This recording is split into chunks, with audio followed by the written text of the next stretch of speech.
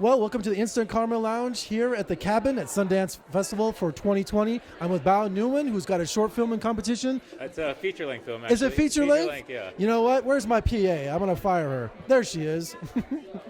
Feature film. Exciting. So tell us about, it's called Be Water. Yes. And tell us about the subject matter because I'm excited about this film.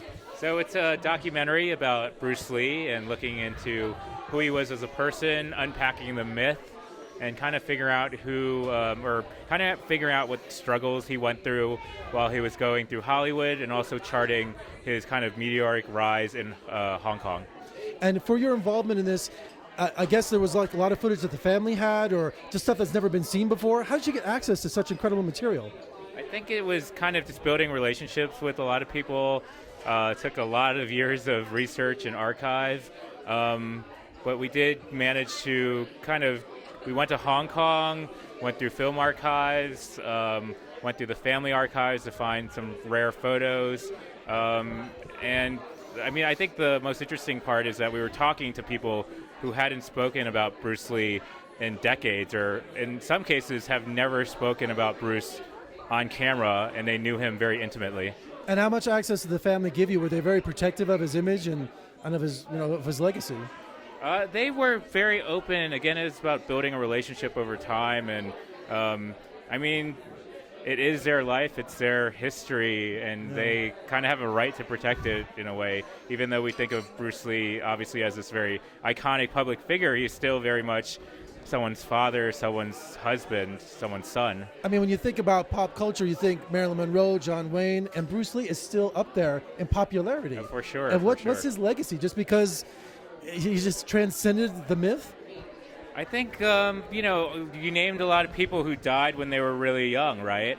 And because they died when they're young, they kind of are cemented into that image of who they were. So Bruce Lee died when he was 32, so he was kind of at the peak of his career as a film star, as a martial artist. So because of that, and because he died so young, there's quite a legend that gets created because of that.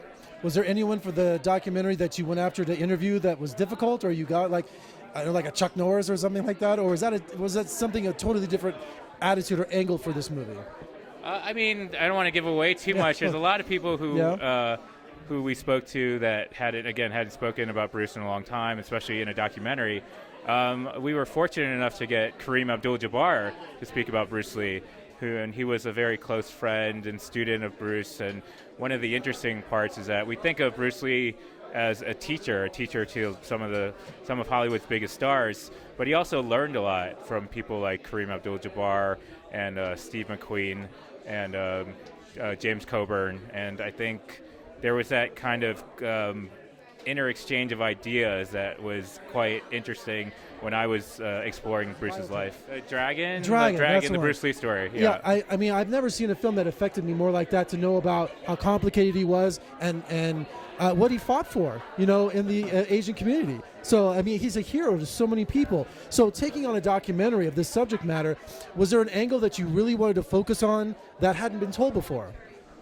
Well, I think for me as a filmmaker, I want to make sure that my voice as a filmmaker is heard through the film, through the story of the film. And so I tried to make it very personal and immediate and get to know Bruce as a person. There's been, projects in the past that are more about the legacy of Bruce Lee and kind of his impact. And for me, I kind of knew the name and knew the legacy, but I didn't know the person.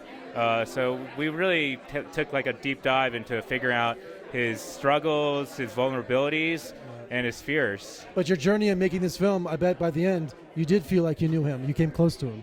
Definitely felt closer, yeah. It's hard to know anyone completely in a 105-minute project, but I think hopefully audiences come out of the film learning more about who he was and understanding really the struggles that he had to overcome as an Asian American male in America. Right. Well, congratulations. Enjoy the rest of Sundance, and thanks for talking to me. Great. Thank you very much. You bet. Thanks.